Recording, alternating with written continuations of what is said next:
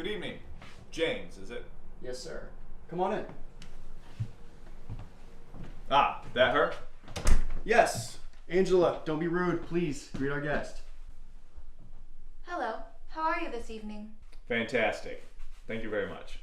Please have a seat. I'll get us something to drink. Oh, I can't drink on the job. Relax. I'm not gonna tell anyone.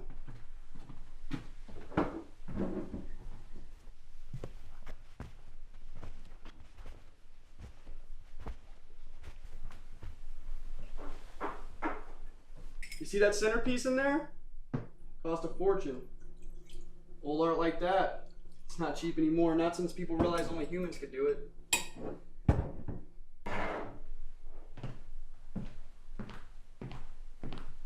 Gin neat all right? Yeah, thanks.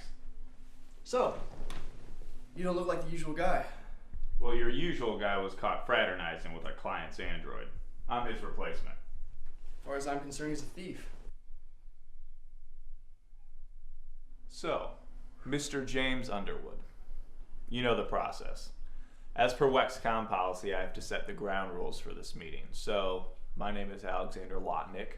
I'm an auditor sent biannually by Wexley Communication and Robotics to ensure that your Android is being maintained properly. As you are on a rent-to-own program, the Android is still technically our property, and as such, I must inspect the conditions under which it is held. Is everything I've said to you so far perfectly clear? Alex, I've heard the script 100 times. Well, if you would please just answer the question, I can't proceed unless you do. Yes, everything you just said is perfectly clear. Excellent.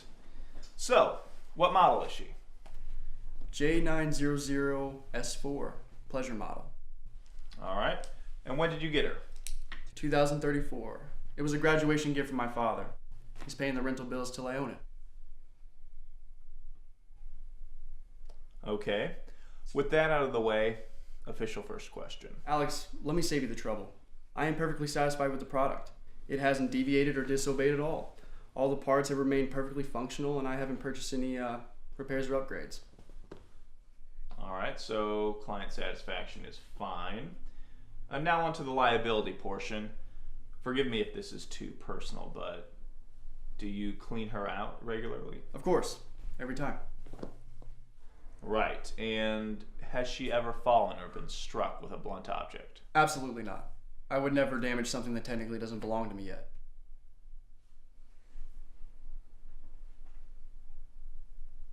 Excellent.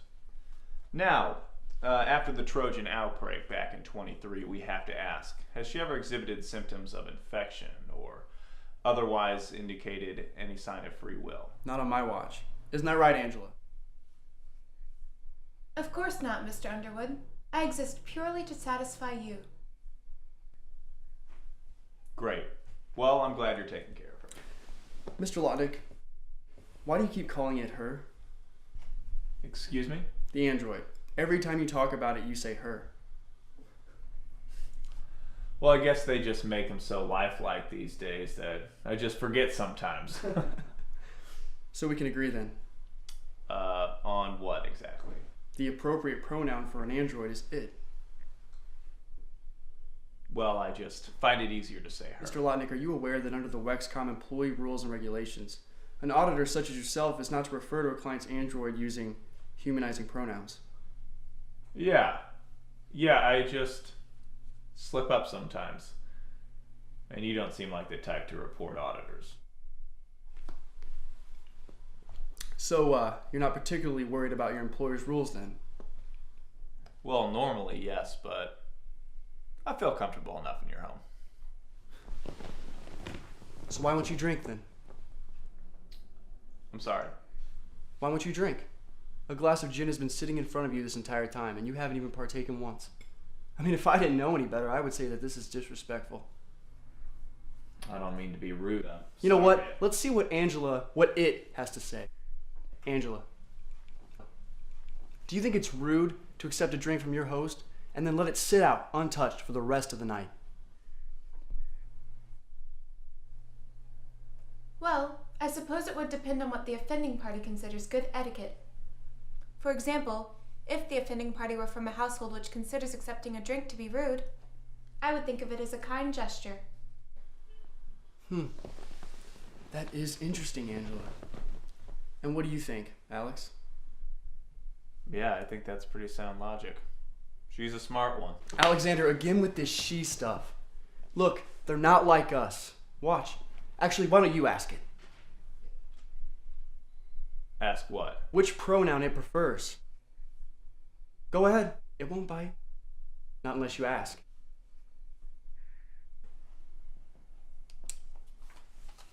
Angela, how do you identify outside of your given name and model number? Personal identities are not a part of my program, and any resembling such should be treated as a malfunction.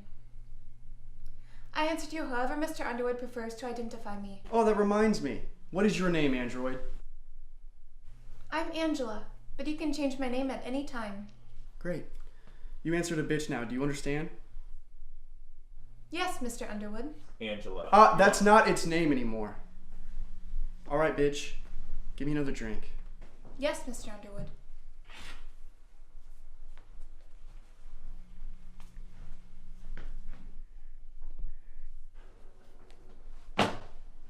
All right, James. This is funny and all, but I get the point. You haven't even seen the half of it, though, Alex. The things these androids do, it's great.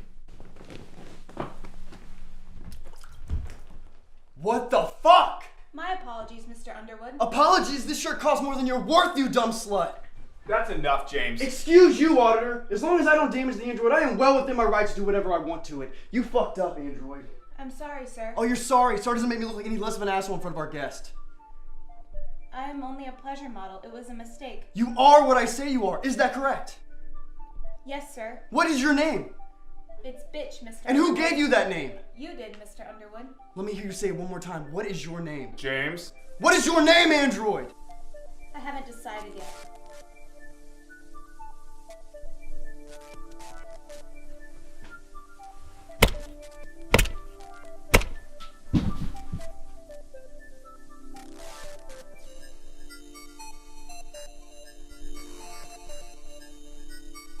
Come on.